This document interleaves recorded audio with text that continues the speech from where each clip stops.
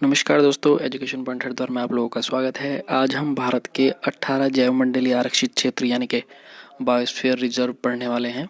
भारत में कुल 18 है इनकी संख्या।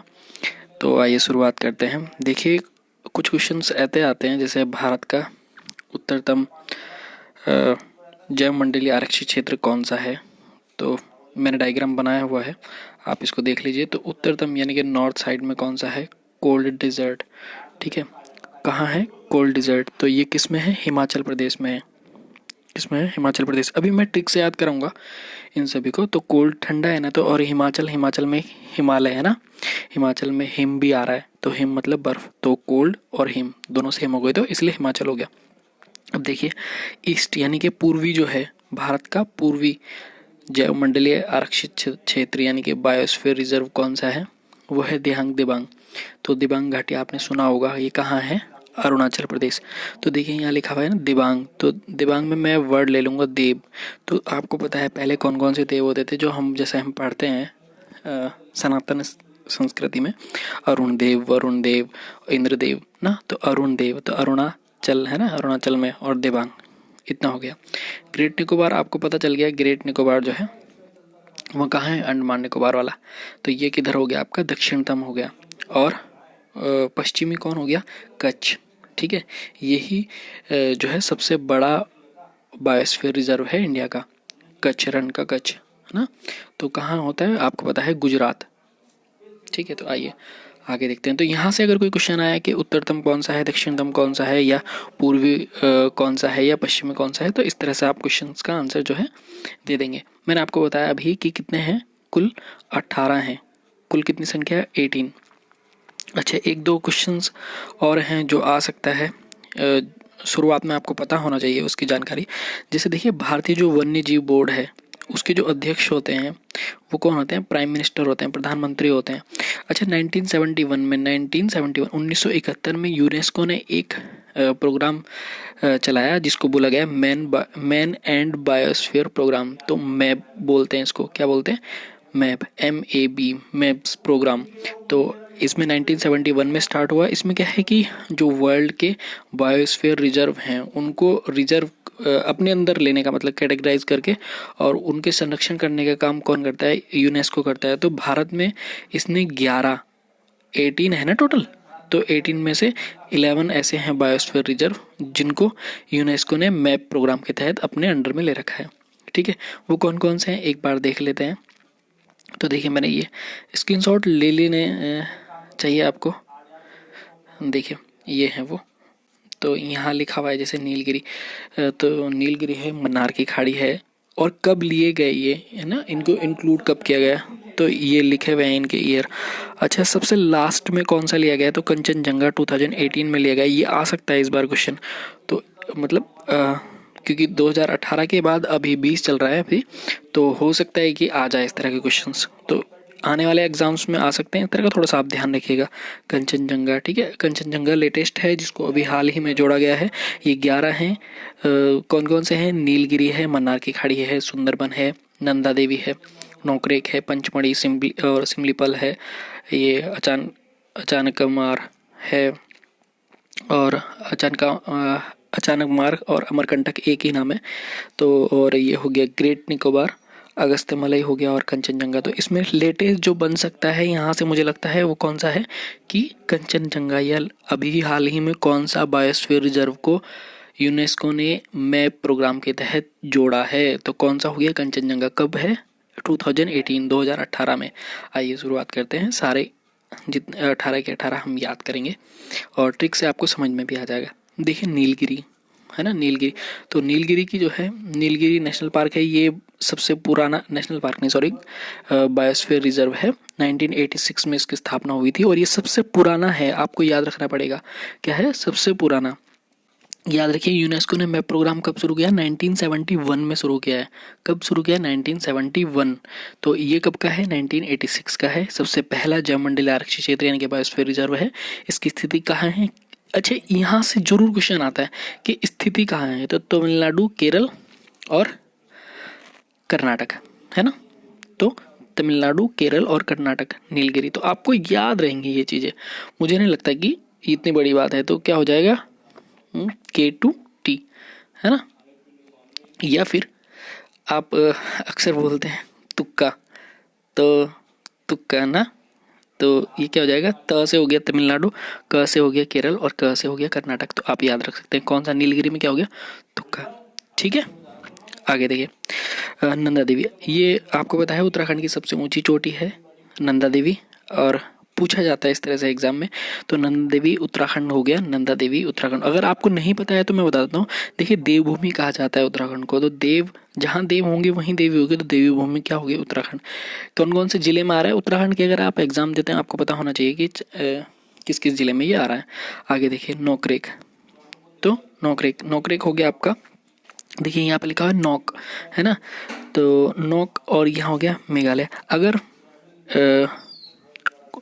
मेघा आए, है ना, या मेघा, देखिए मेघालय का अगर आप संधि विच्छेद करें, कुछ चीज़ें ट्रिक्स ना जोड़ तोड़ करके ही बनाई जाती हैं, तो कुछ तरीके से आपको याद रखना पड़ेगा।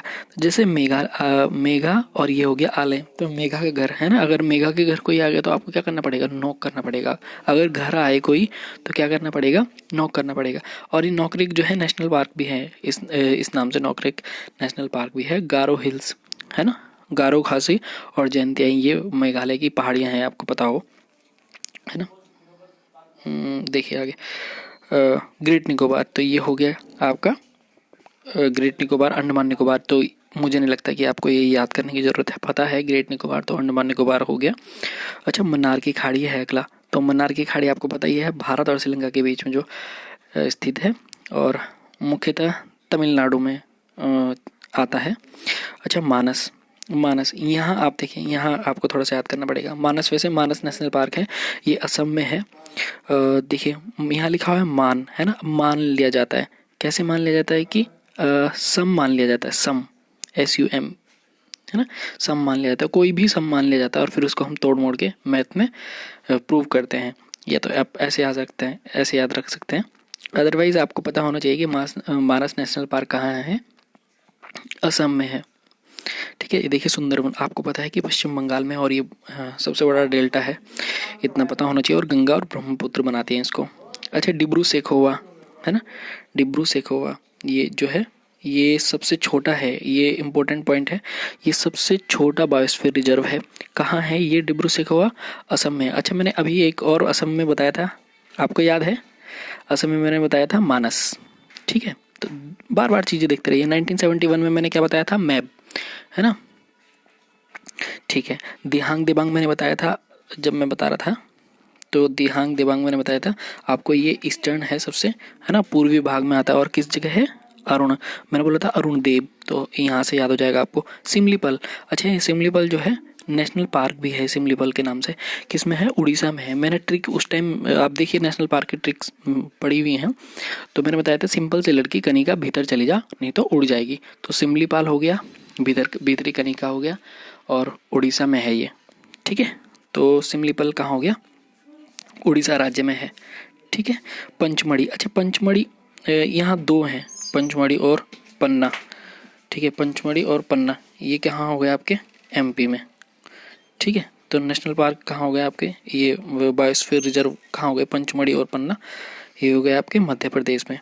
अब इनको कैसे याद रख सकते हैं, देखिए पन्ना है ना, पाँच उंगलियां हैं हमारे हाथों में, तो वो बोलते हैं कि अंगूठी में मड़वा लो या जो भी, और उनको पहन लो, पंचमढ़ी और पन्ना।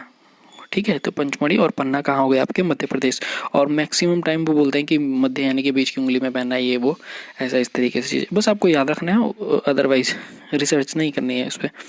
अच्छा देखिए कंचनजंगा, कंचनजंगा आपको पता है बहुत बार पूछा जाता है, कंचनजंगा सिक्किम में, मोस्ट इंपॉर्टेंट है, तो सिक्किम में है। ठीक है, आपको याद रखना पड़ेगा। अगस्त मलाई, देखिए यहाँ मलाई आ रहा है। अच्छा, कुछ चीज़ों की ट्रिक नहीं हो पा रही है आपको, वो इतनी आसान है कि आपको पता होनी चाहिए, वैसे ही उनके लिए क्या कोई खास ट्रिक बनानी है। देखिए मलई, है ना, तो जो वर्ड छूट जाते हैं या बार बार आप बोल सकते हैं, मैं उनको कोशिश कर रहा हूँ कि आपको याद कराऊँ। तो अगस्त मलाई, मलाई ना, तो देखिए आप मिल्क नहीं डालते क्या जब बनाना शेक बनाते हैं। केरल में केला आ रहा है ना, तो हमेशा याद रखिए जब भी केरल कहीं आए तो केले से रिलेट कीजिए। तो केला बनाना शेक जब आप बनेंगे तो क्या डालेंगे, दूध और मलाई डालते हैं उसमें, थोड़ा टेस्ट बढ़ाने के लिए उसका। अच्छा ये देखिए अचानक मार अमरकंटक, है ना। अचानक मार अमरकंटक है, देखिए ये है आपका छत्तीसगढ़, और छत्तीसगढ़ में है, और एक मध्य प्रदेश, दोनों में है ये, एमपी और छत्तीसगढ़। ठीक है, तो इनमें आ रहा है अचानक मार और अमरकंटक। ठीक है, ये ऐसे आप याद रख सकते हैं। देखिए अचानक मारा किसी ने, ठीक है, किसी ने अचानक मारा, कहाँ मारा, छत पर मारा, कहाँ, छत पर मारा, और किस जगह मारा, मध्य में मारा, यानी कि पेट में मारा। ठीक है, तो किसी ने अचानक मारा, छत पे मारा, और कहाँ मारा, मध्य प्रदेश, यानी कि पेट में मारा, मध्य में मारा। ठीक है, तो आप याद रख सकते हैं। तो कच्छ का रण, ये देखिए ये सबसे बड़ा है, सबसे छोटा कौन सा है बताएंगे आप, सबसे छोटा कौन सा है बताइए आप। देखिए कच्छ का रण मैंने अभी बताया था कि जो कच्छ का रण है ये सबसे बड़ा है, और 2008 में इसकी स्थापना हुई थी। बहुत सारी चीज़ें यहाँ लिखी हुई है, जैसे क्षेत्रफल भी लिखा हुआ है, मैंने हर एक में लिख रखा है, लेकिन जो याद करने की चीज़ें हैं, जहाँ तक एग्जाम में आती रहती हैं, वही मैं आपको बार बार याद करा रहा हूँ। नोट आप लगभग सभी कीजिए। तो ये गुजरात में है, आपको पता ही है, और ये सबसे बड़ा है। ठीक है, तो याद रखना पड़ेगा। क्षेत्रफल की दृष्टि से सबसे बड़ा बायोस्फीयर रिजर्व कौन सा है, कच्छ का रण। ठीक है, और सबसे छोटा कौन सा है, डिब्रू सैखोवा, मैंने थोड़ी देर पहले बताया था। मैंने मैप याद कराया था आपको, कब हुआ, 1971 में स्टार्ट हुआ था। भारत के कुल कितने बायोस्फीयर रिजर्व इसमें शामिल किए गए हैं, 11, याद रहेगा। ठीक है, देखिए कोल्ड डेजर्ट मैंने अभी याद कराया था, कोल्ड डेजर्ट, तो कोल्ड मैंने ठंडा बताया था, और मैंने बोलता हिमालय, हिम आ रहा है ना, तो हिम का मतलब होता है बर्फ, तो हिमाचल हो गया। ठीक है, इतना सब कुछ आसानी से आपको याद हो जाएगा। देखिए शेषाचलम, देखिए यहाँ शेषाचलम जो है संस्कृत का वर्ड है। अगर आप देखेंगे तो आंध्र प्रदेश और तमिलनाडु, ये जो स्टेट है ना, यहाँ कभी जब शासन हुआ करते थे, आप प्राचीन इतिहास पढ़ेंगे तो यहाँ की जो लैंग्वेज हुआ करती थी वो कैसी थी, संस्कृत थी। तो शेषाचलम कहीं ना कहीं आप लगा सकते हैं कि उत्तर भारत में नहीं होगा, दक्षिण भारत में होगा, तो आंध्र प्रदेश ना, आंध्र प्रदेश आपको याद रखना पड़ेगा, आंध्र प्रदेश। ठीक है, और वैसे भी देखिए अगर अगर ज़्यादा गलत मत सोचिए। देखिए आंध्र, आंध्र मतलब अंधे ना, तो उनको चलने में काफ़ी प्रॉब्लम होती है, चलने में जो अंधे होते हैं, तो चलम थोड़ा सा आपको याद हो जाएगा। पन्ना मैंने बताया था, पंचमढ़ी और पन्ना ना, पंचमढ़ी और पन्ना मैंने बताया था मध्य प्रदेश। मैंने बोला था कि पन्ना एक पत्थर होता है, उसको उंगली में पहनते हैं, आप लोगों को पता होगा। तो चांदी में मढ़ लिया जाता है और फिर 5 उंगलियों में पहन लिया जाता है, कुछ ऐसे करके आप याद रख सकते हैं। तो पंचमढ़ी 5 हो गए, है ना, 5 उंगलियां हैं हमारे पास, पंचमढ़ी और पन्ना, ये कहाँ हो गया आपके, मध्य प्रदेश। ठीक है, तो ऐसे आप याद रख सकते हैं। ठीक है, वीडियो देखने के लिए धन्यवाद। कुछ पॉइंट्स हैं, आप उनको ज़रूर याद करते रहिए और देखते रहिए। धन्यवाद।